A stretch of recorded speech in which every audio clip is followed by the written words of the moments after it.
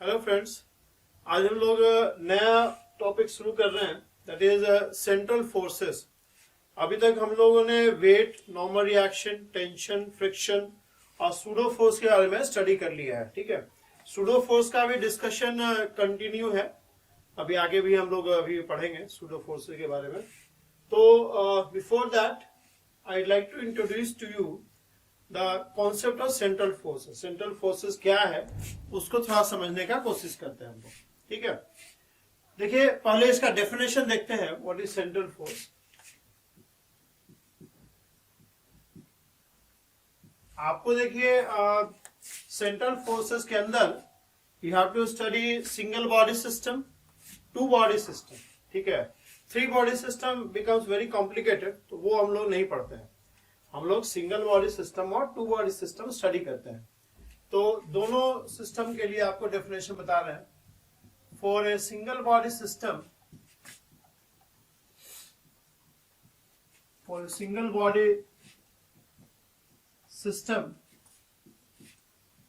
a force acting on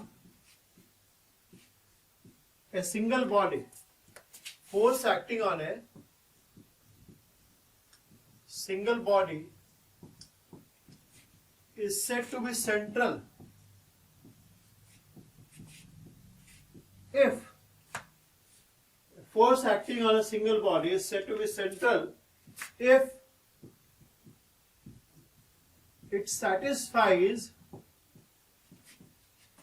following two condition।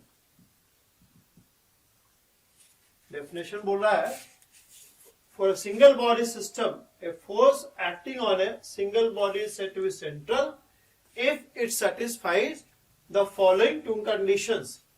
Condition क्या है?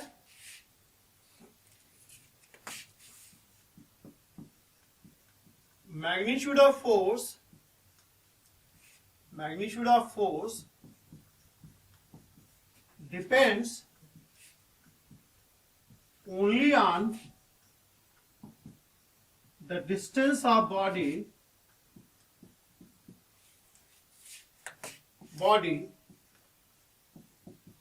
from fixed point।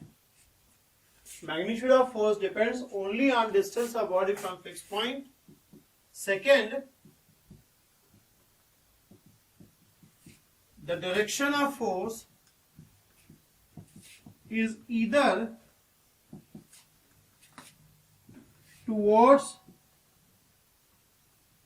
or away from the fixed point।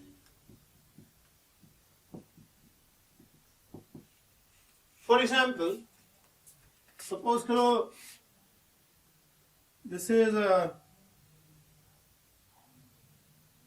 Centre और एक body है मास m का, and this is moving in a circle, it's moving in a circle। ठीक है, ये मान लो इनिशियल लाइन है, this is थीटा। तो the position of this mass m would be denoted by these two coordinates r and theta। जो position होगा ये दोनों कोऑर्डिनेट से डिनोट होगा r थीटा। तो कह रहा है a force acting on a single body, a force acting on a single body is said to be central if it satisfies following two condition। पहली बार देखिए इस पे फोर्स क्या लग रहा होगा, फोर्स जो लग रहा होगा that would be F equals to minus K R minus R naught E R. बताते क्या है are naught, where K is spring constant, R क्या है distance of body from fix point. Fixed point is this pivot, and R naught is what? R naught is natural length of spring। ठीक है, तो देखिए I claim that this is central force. Why? क्योंकि दो condition क्या है, the magnitude of force depends only on distance from the fix point. जो magnitude है आप देख सकते हैं के तो कांस्टेंट है, आर नॉट भी कांस्टेंट है. It depends only on r. It depends only on r. It does not depend on this variable theta. जो फोर्स का मैग्नीट्यूड है वो सिर्फ इस बॉडी का डिस्टेंस क्या है फिक्स पॉइंट से उस पर डिपेंड कर रहा है. इसका एंगुलर पोजीशन पे डिपेंड नहीं कर रहा. It is not depending on the angular position of the body in space. It is depending only on the r coordinate, which is telling you the distance of body from the fixed point. It's not depending on the angular position. दूसरा, the direction of force is either towards the fixed point or away from fixed point. जो direction होगा, ER क्या है? ER cap is unit vector in the direction of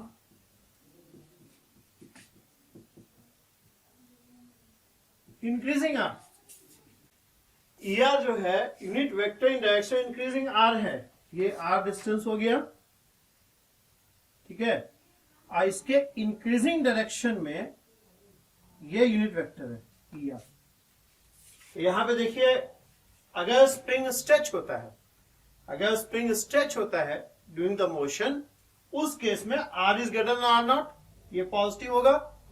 here spring कौन से which is always positive, ठीक है. अब minus sign यहां पे है. ER का डायरेक्शन क्या है, ऑलवेज टुवर्ड्स इंक्रीजिंग आर.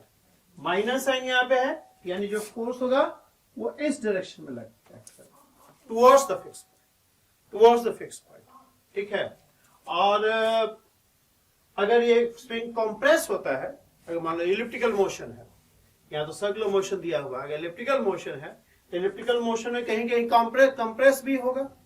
तो अगर कंप्रेस होगा तो R is less than R not in that case. उस केस में ये नेगेटिव हो जाएगा और यहां नेगेटिव है, पॉजिटिव बन जाएगा. तो उस केस में फोर्स जो है away from the fix point हो जाएगा. Force will be away from fix point. तो दूसरा कंडीशन में मीट हो रहा है, direction of force is either towards the fix point और अवे फ्रॉम फिक्स पॉइंट, ठीक है. मैग्नीट्यूड ऑफ फोर्स जो है it is depending only on distance of body from fix point, only on the distance of body from the fixed point. समझ में आ रहा है आपको? ये दोनों कंडीशन सेटिस्फाई हो रहा है, ये दोनों कंडीशन यहाँ पे सेटिस्फाई हो रहा है. तो ये फोर्स सेंट्रल फोर्स है, सिंगल बॉडी सिस्टम है, मैग्नीट्यूड सिर्फ आर पे डिपेंड कर रहा है, direction is either towards the fix point और अवे फ्रॉम फिक्स पॉइंट, ठीक है. तो ये आपका सेंट्रल फोर्स का डेफिनेशन हो गया. ये एग्जांपल है for a single body system. Two body system का देखते हैं.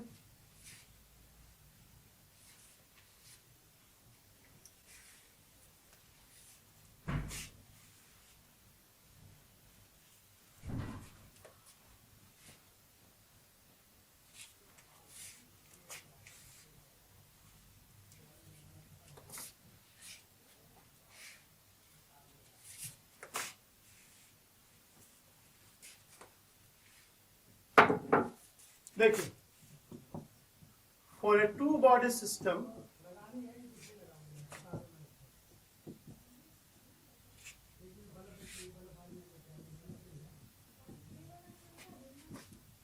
a force acting or force between two bodies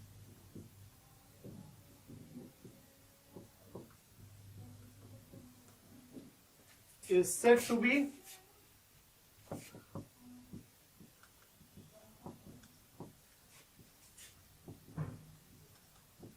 if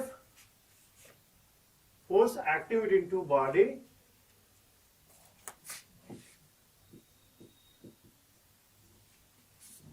is said to be centered if the magnitude depends only on the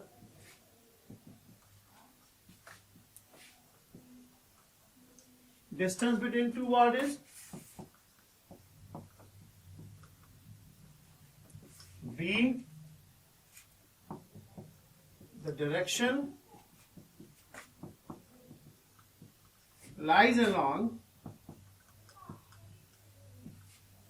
the line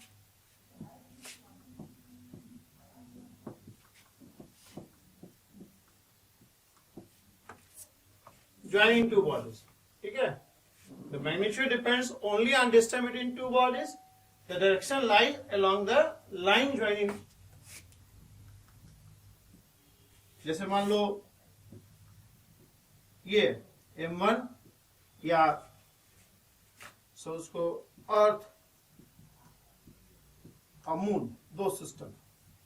अब इनके बीच का जो force है, earth moon के बीच का जो फोर्स है, बढ़िया ड्रॉ करते हैं। ये अर्थ है, ये मून है। इनके बीच का जो फोर्स है, it depends only on the distance between two body. G तो कांस्टेंट हो गया, मास ऑफ अर्थ भी कांस्टेंट है, मास ऑफ मून भी कांस्टेंट है। Depends only on distance, it depends only on distance between earth and moon. और direction जो होगा, अर्थ पे जो फोर्स लगेगा मून से, वो इस डायरेक्शन में होगा, और मून पे जो फोर्स लग रहा है वो इस डायरेक्शन में होगा। तो डायरेक्शन जो है वो along the line joining two bodies है। अर्थ और मून के बीच का जो फोर्स है, अर्थ पे जो फोर्स लग रहा है, जो मून पे फोर्स लग रहा है, दोनों का ही डायरेक्शन जो है along the line joining two bodies है। सपोज करो एक चार्ज है, पॉजिटिव चार्ज 2 कूलम का, एक 3 कूलम का पॉजिटिव चार्ज है। अब इनके बीच का जो फोर्स है वो क्या होगा? Force will be equal to k या 1/4 pi epsilon naught 2 coulomb 3 coulomb by r square. सब चीज कांस्टेंट है। The force is depending only on distance. तो ये भी सेंट्रल फोर्स हो जाएगा। कोलम्बिक फोर्स है, कोलम्बिक फोर्स ये सेंट्रल फोर्स। ग्रेविटेशनल फोर्स भी सेंट्रल फोर्स हो जाएगा। ग्रेविटेशनल फोर्स भी सेंट्रल फोर्स है, कोलम्बिक फोर्स भी सेंट्रल फोर्स है।